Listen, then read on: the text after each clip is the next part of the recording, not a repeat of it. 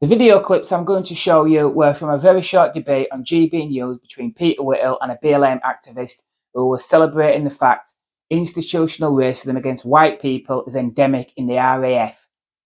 I really like Peter. His YouTube channel, the New Culture Forum, is brilliant, but he lost this debate with a rather weak argument. I'll explain what I believe he should have said to destroy her argument, but first, take a look at her opening comment. Right, who shall I start with? I'll start with you, Iman. Thank you very much indeed for coming into the studio to discuss this. Now, this is a bit of a non-PC question to ask, but do you think, with the diversity and inclusion drive, we're actually starting to discriminate against white men? Okay, so what I will say is this conversation that we're actually having is about race equity. And that very much connects to positive discrimination. That's the only way that you can achieve race equity. So I just want to make it very clear.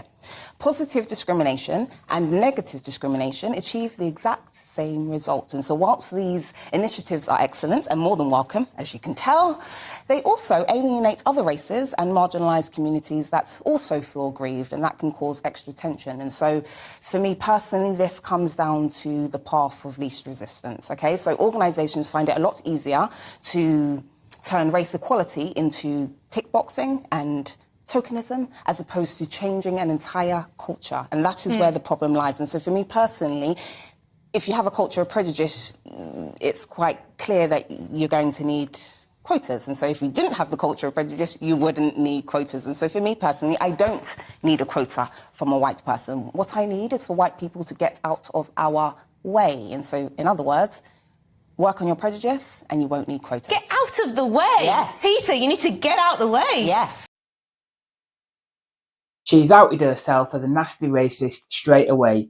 It seems she doesn't like white people. Just look at her language and tone. The smug look reeks of self-righteousness. This is what Peter replied. No, I mean, I find this very, very worrying, actually, because the implication behind a lot of these initiatives, including the Labour one that you referred to there, is that Britain is structurally racist. I don't believe that for a moment. I think it's an insult, actually. I think we are one of the least racist countries. And what this does, it builds on that assumption, which is a wrong assumption. And essentially, it's saying the only way this can be rectified is by some form of positive, you mentioned the word positive discrimination, which actually means prioritising, making preferential treatment for one ethnic group. So in this particular case, for example, with what Labour is suggesting, it refers always to black businesses. I'd have brought her racism up and gone after her straight from the off, but instead he plays right into her hands. Britain is structurally racist, all right, Peter. Racist against the white majority. That is what the whole debate is about. She has just admitted that's the case and that it makes her happy. It's an absolute waste of time trying to convince her Britain is not institutionally racist against black people. She believes it is, and nothing will change her mind. She's an activist. Her whole existence is based on the belief Britain is racist. She's not interested in facts. She can't be reasoned with. This is how I'd have replied to her opening statement. The fact is, in a fair and functioning society, no one should be discriminated against because of their skin colour. That is what the civil rights movement was about. If we acknowledge discrimination towards black people in the past was bad, surely we have to acknowledge it's bad doing it to anyone else now, including white people. Unless, of course, you'll believe racism against white people is okay. Well, racial discrimination against whites is obviously more than okay in your eyes, as you have just said yourself, it makes you happy. That's something only a racist would say. And smiling because people are being discriminated against because of their skin colour is rather disturbing. Such a person must hate white people to want to see them turned into second-class citizens. Racism against white people is the one type of racism that's still acceptable. The only form of racism people can celebrate live on air and no one blinks.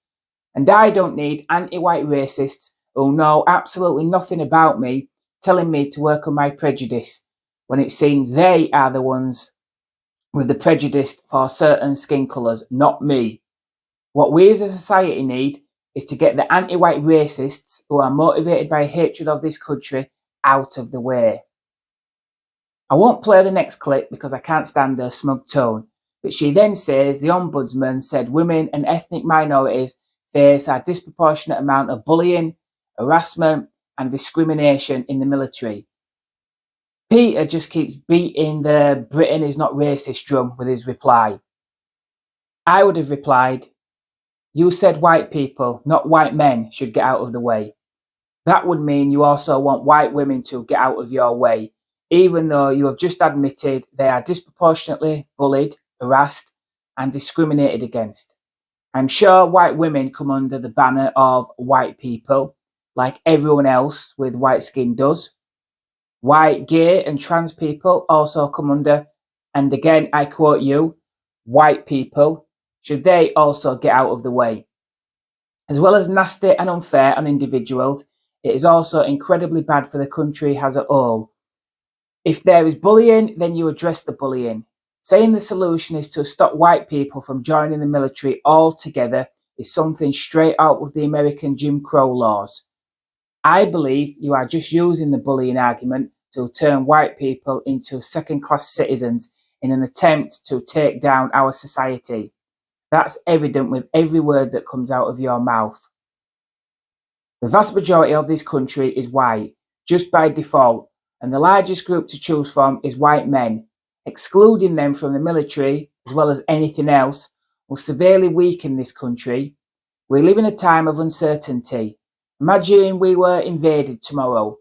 We would not be able to defend ourselves because the vast majority of those eligible to fight for their country would be excluded.